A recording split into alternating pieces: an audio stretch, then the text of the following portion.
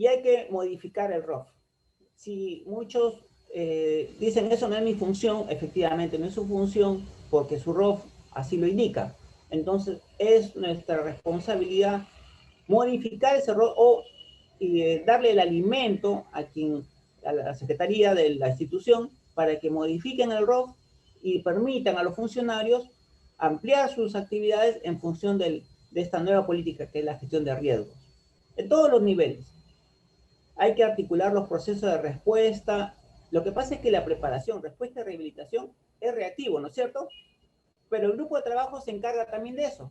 Si ustedes los nombran parte del grupo de trabajo, tienen que hacer todos los procesos, todo lo que es preventivo y reactivo. Eso es lo que dice la ley. Pero para este plan solamente nos concentramos en la parte preventiva, que es la preparación, perdón, que es la prospectiva y la estimación y la prevención de riesgos. Todo lo que es preparación, respuesta y rehabilitación es reactiva. La semana pasada uno de sus colegas me dijo que cuando se preparaba a la población para que hagan frente a un riesgo, para él eso era prevención. Cierto, eso es prevención, pero para la norma, para la estructura legal, esas actividades no entran en los procesos de prevención, entran en los procesos de reacción, la parte reactiva, el componente reactivo.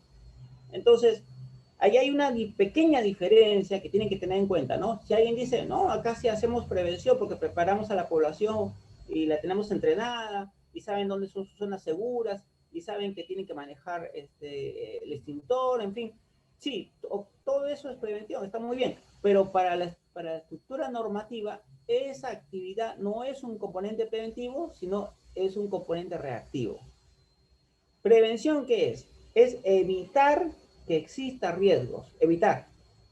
Y si ya existe el riesgo, hay que reducirlo. A eso se llama reducir el riesgo o, en otras palabras, también mitigar. Pero ya les expliqué la semana pasada que cuando decimos mitigar, a veces los colegas, los arquitectos especialmente, que trabajan los temas de vulnerabilidad, se molesta porque piensan que ese término mitigar no compete al lenguaje de gestión de riesgos, sino al de cambio climático. Pero como ahora ya se están juntando las dos leyes, la ley del sistema de gestión de riesgos y la ley de cambio climático, yo creo que poco a poco ya se van a integrar esos conceptos en uno solo. De hecho, ahora nos orientan a desarrollar la gestión del riesgo y adaptación al cambio climático. Así dice la norma, ¿no?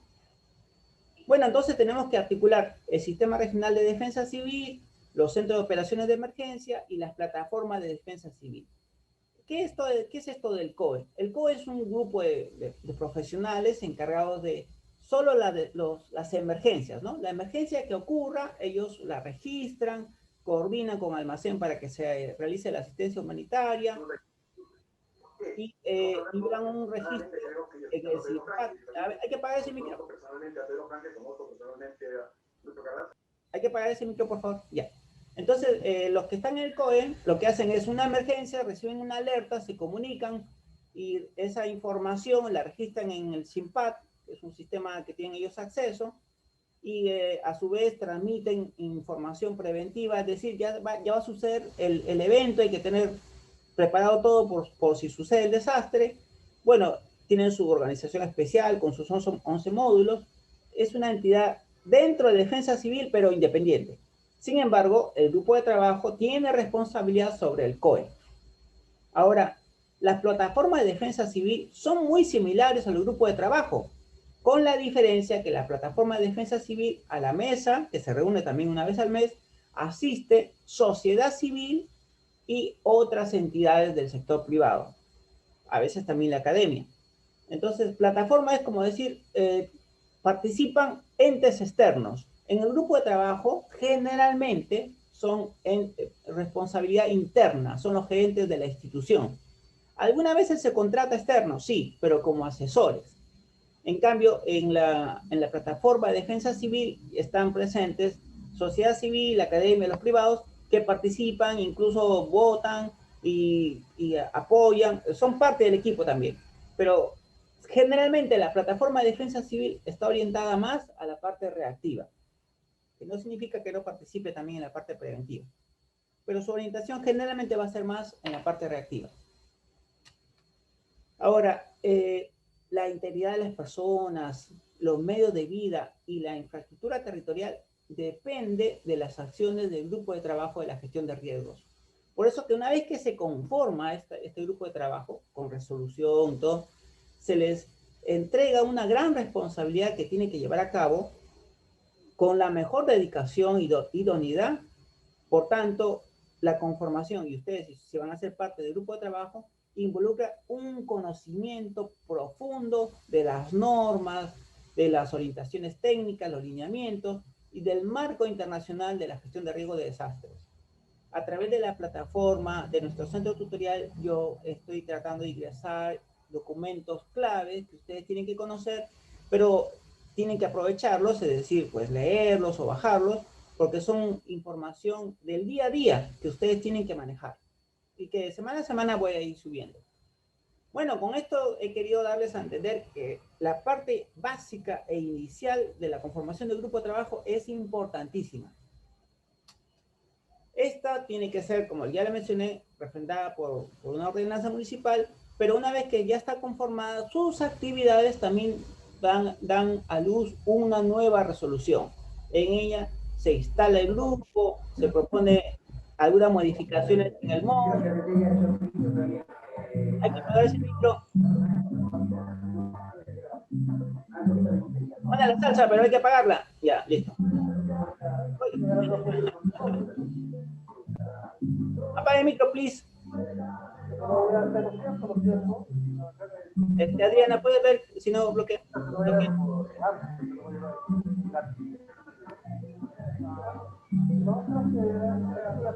Adriana, por favor, apóyanos. A ver, bloquea ese micro.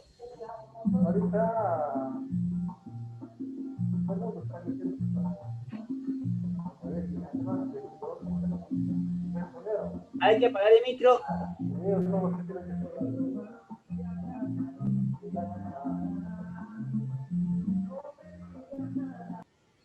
Ya, listo. Entonces, esta ordenanza menciona a su vez el reglamento, la modificación del manual de organización y funciones, aprueba básicamente las actividades, e incluso puede crearse un link especial en la página web para que el público y los interesados puedan ir viendo los avances. Lo que involucra también esta resolución es pues las actividades organizadas, cómo es que se va a convocar y hacer las sesiones, cómo se va a socializar el reglamento para que todos estén al tanto, el plan anual de actividades y un pequeño ROF incluso para ellos, pero sobre todo para la institución. Lo que es importante es lo siguiente, fíjense, existe este cuadro que nosotros podemos entender en una mirada cuáles son las actividades programadas de este grupo de trabajo y cuáles son las unidades orgánicas responsables. En algunas veces son todos, pero en otras son especialmente algunas. Y algunas unidades orgánicas que están involucradas con los responsables. También tenemos una unidad de medida. Generalmente es un documento, ¿no? El acta de reunión, el acta de acuerdo del consejo o un instrumento aprobado. Y esa unidad se cuantifica, es decir, cuántas de esas unidades vamos a tener en un año. En algunos casos, por ejemplo, si ustedes se dan cuenta, las sesiones son 12 en un año porque es una por mes, pero la presentación y aprobación del plan será una sola vez, en enero un documento, un acta de acuerdo, los lineamientos serán un documento y así sucesivamente. Este es el esquema básico de lo que va a desarrollar el grupo de trabajo. No es el plan, es de la actividad o el plan de trabajo del grupo de trabajo. No es del PPRD, porque ese es otro. Bueno, como les mencioné, después de que ya está conformado el grupo técnico, el grupo de trabajo, perdón, el grupo técnico es otro, el grupo de trabajo ya está conformado, entonces viene un responsable de CENEPRED o de una entidad mayor, por ejemplo, si es un distrito, podría venir un responsable de la provincia o de la región a capacitar, a formar en todos los gerentes una suerte de nivelación de conceptos para que todos hablen el mismo idioma. Y se entiende que a través de 3 o 4 conferencias o 3 o 4 clases o semanas, todos ya están en el mismo nivel.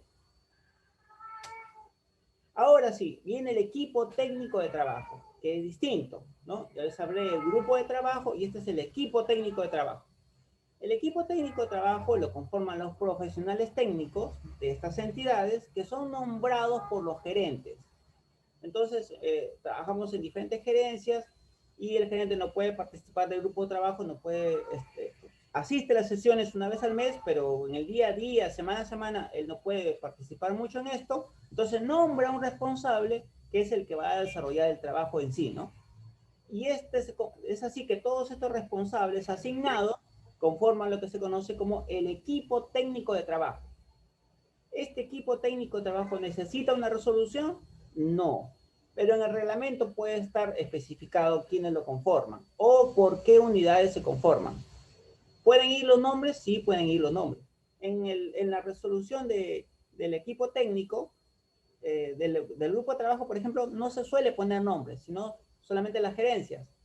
En el caso del equipo técnico, a veces se suele poner nombres, pero no necesariamente. Eso es una libertad de cada institución. Porque ustedes saben que si son recibos por honorarios, pues a veces cambian cada cierto tiempo, ¿no? El caso es un poco más estable, pero como puede existir la posibilidad de que los cambien, entonces no se ponen nombres, sino cargos. Igualmente, de todas maneras, es importantísimo, la experiencia me dice que debemos tener todos los nombres de todos los que conforman el equipo técnico y de qué unidad provienen, de tal manera que podamos coordinar con ellos rápidamente. Bien, entonces, a nivel funcional, ustedes saben que las gerencias, pues, tienen sus diferentes equipos que trabajan directamente con ellos y ellos asignan a una persona. Esta es prácticamente con quien nosotros vamos a trabajar todo el plan, con estos profesionales asignados por las gerencias.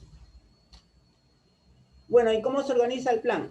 Prácticamente son tres aspectos básicos, ¿no? Hay que definir qué tipo de plan vamos a hacer. Vamos a hacerlo por territorio, por peligro, por cuenca hidrográfica. Esa es la modalidad de formulación.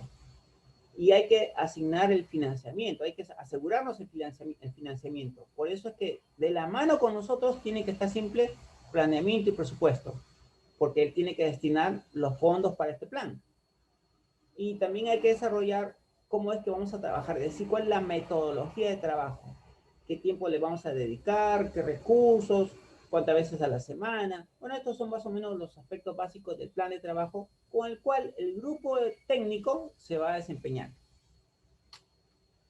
Y en el caso de la plataforma de defensa civil, nuevamente les hago hincapié que no confundamos este espacio de defensa civil con el grupo técnico o con el grupo de trabajo. El grupo de trabajo ve todo, pero la plataforma de defensa civil principalmente hay participación más de sociedad civil, de las empresas, los privados, la academia, y su orientación generalmente va a ser para dar respuesta al evento, no tanto para la prevención. Antes que nosotros empecemos a desarrollar los planes, o incluso durante la elaboración de los planes, siempre hay que reunirnos con muchas personas, hay que estar constantemente en diferentes reuniones, explicando, sensibilizando, orientando, pero también levantando la información, porque se nos puede escapar muchas cosas. A medida que nos reunimos con diferentes grupos, nos van alimentando de nueva información y nosotros vamos recabando toda esta data y generando nuevos insumos, y eso va a ampliar nuestro horizonte, porque es muy probable que nosotros tengamos una idea, con nuestras personas que están trabajando con nosotros también tengan sus ideas, pero una vez que nos reunimos con otros grupos, las nuevas ideas van alimentando y nos va incluso cambiando de opinión. Ahora, la parte clave aquí es con quiénes nos vamos a reunir, a quiénes vamos a convocar, es decir, quiénes son esos actores que son importantes, que nos van a apoyar para la elaboración del plan. Y generalmente hay técnicas para identificar a estos actores. Ustedes, a medida que se van familiarizando con la experiencia, van a entender que hay dirigentes importantes en su jurisdicción que tienen una vocación de servicio, tienen contactos, tienen capacidad para convocar, tienen a su vez historias. Hay grupos de personas que manejan la historia de la jurisdicción desde hace muchísimos años y nos pueden dar información muy valiosa que pasa desapercibida por muchos gerentes Yo he asistido muchas veces a visitas de campo, en las cuales cuando llego, con las semanas de anticipación, me han pasado informes, el gerente se ha reunido por Zoom conmigo, me ha contado una historia, y con eso yo voy al campo, pero resulta que me encuentro con un poblador, un vecino que me cuenta una historia distinta y además de larga data, con una información importantísima que me sirve a mí para tener una referencia más clara de la realidad. Una cosa es vivirla, ¿no? Experimentarla, y otra cosa es estar afuera mirando lo que uno cree que sucede. Entonces hay que sopesar ambas informaciones, la de nuestros colegas y la de la población, pero no de cualquier población, sino de aquella población que, bueno, tiene muchos años viviendo en esa zona, ha articulado, tiene el respeto de sus vecinos, y después están los actores, pues llamémosle primarios, es decir, aquellos que son claves porque no podemos dejarlos de lado, por los representantes, los presidentes de las comisiones, las presidentas de la comunidad de vaso de leche, de diferentes comités, y la academia. Hay muchos actores que son importantes y no se puede, incluso si uno no los considera, ellos pueden boicotear el proyecto, generar conflictos. Entonces hay que identificar esos actores claves y aquellos que son primarios. Bueno, y aquellos secundarios son aquellos que de una u otra manera también aportan información. Ahora, fin, la parte del diagnóstico del territorio es tal vez la parte neurálgica de esto, porque aquí nosotros tenemos que analizar dos aspectos: nuestra jurisdicción como un territorio y nuestra institución, cómo se desenvuelve nuestra institución en ese territorio. Entonces, en la fase territorial, aquí sí tenemos que hacer uso de toda aquella información que podamos conseguir histórica. En el caso de los eventos naturales, tenemos que identificar esa cronología en la historia, qué eventos han sucedido en esta zona, principalmente aquellos que han causado grandes impactos, ¿no?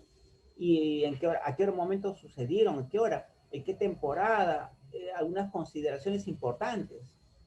Y una de los elementos o instrumentos que nos va a ayudar mucho son los estudios de riesgo, pero los vinculados a la historia no necesariamente van a aparecer en ese bar, pero cuando es una buena evaluadora, un buen evaluador los va a mencionar, pero a veces no necesariamente. Por eso que ustedes tienen que identificar a aquellos vecinos que ya son longevos y que nos pueden dar información importante de lo que pasó hace muchos años, pero por supuesto las evaluaciones de riesgo también. Y son tal vez los instrumentos más poderosos para identificar los peligros, la vulnerabilidad y la estimación de riesgos, incluso en una proyección de las medidas de control de esos riesgos. Y hay otros estudios de riesgos también, ¿no? Acá hay una suerte de confusión con la palabra riesgos, porque hay quienes hablan de análisis de riesgo y evaluación de riesgo como si fuera lo mismo. Y la verdad es que la evaluación de riesgo es un instrumento que está normado, tiene sus procedimientos, su metodología, no lo puede firmar cualquier profesional, tiene que ser alguien que tenga una autorización por CNPRE, que está registrado.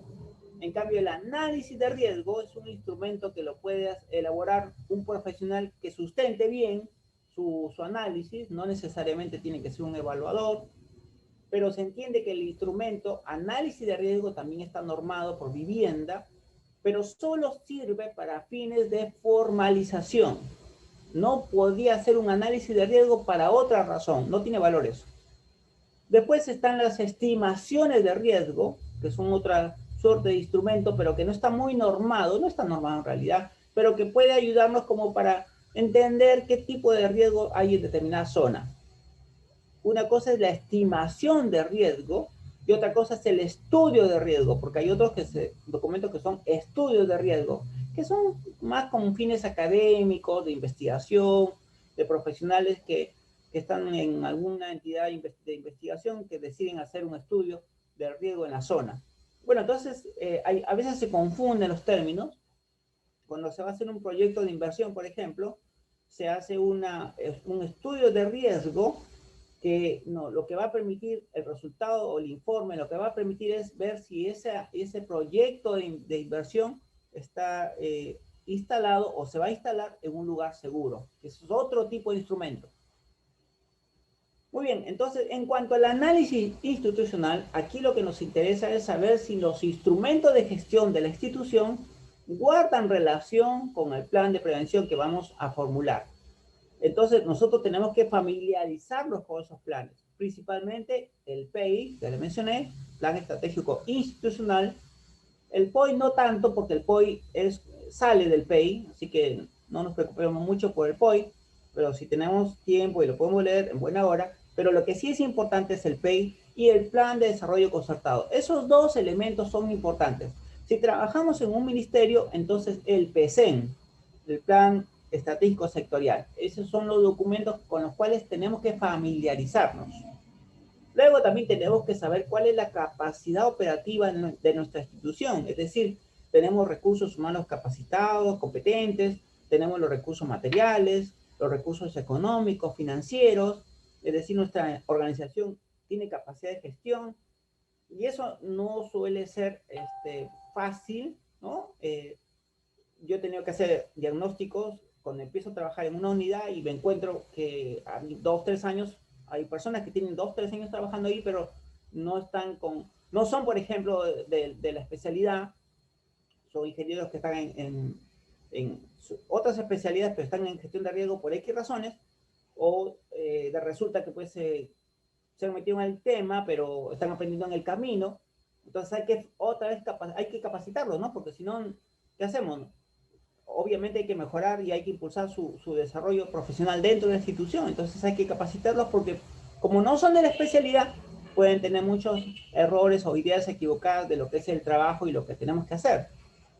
También resulta que se viene trabajando en algunas unidades de gestión de riesgo sin computadoras para procesar mapas, por ejemplo, ¿no? Eso es importantísimo. Una de las cosas mínimas que se tiene que manejar es la producción de mapas. O sea, nuestro trabajo es mapeo, mapeo, mapeo. Entonces, si no tenemos una buena computadora y esa computadora no geoprocesa información, pues entonces estamos mal con los recursos de equipamiento.